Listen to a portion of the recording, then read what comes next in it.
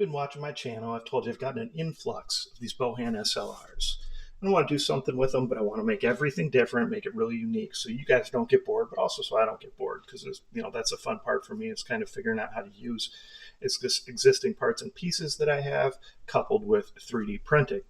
So what we did here, right? So the SLR, Bohan SLR, actually has a very long inner barrel and outer barrel typically too, but you can remove part of it in segments that are threaded.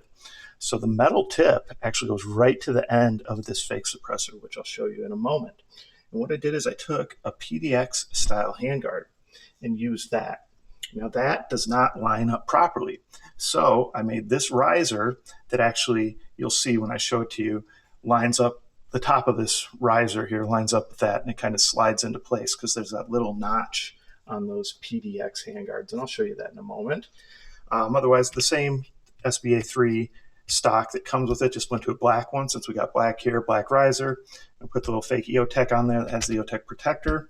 Got a couple of flashlight. We got a laser on the other side. Kind of did some color matching. The closest color I can find now, the color I really liked, has been discontinued. And since I have a bunch of these, I do think these work out pretty good as little grips. I like them. You can open them up. You would be able to store a small spare battery, but it would have to be small. So you can see over here on this side. And what I'm talking about, how this lines up here, it's kind of hard to see. But basically there's a little notch that comes off of the handguard and it fits in perfectly to a little notch I made in this riser.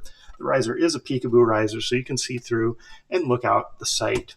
Now, like I was mentioning, there's a really long inner barrel, and I didn't want to mess with that. You start switching barrel lengths or cutting barrels, typically you're going to mess up your FPS because the cylinder is set for that length, and I don't have other cylinders around, and then you have to start doing lots of math equations with porting and stuff. I didn't want to do that. So instead, I just made this really long, kind of recessed fake suppressor. So the inner barrel actually goes all the way through, and as you can see, just peeks out that end. So very kind of CQB style SLR, but you still have that length there. Again, put an M95 spring in here. I imagine we're going to be around that 350 FPS pretty consistently with that. So again, Bohan SLR, this is the model that EMERBU Toy sells.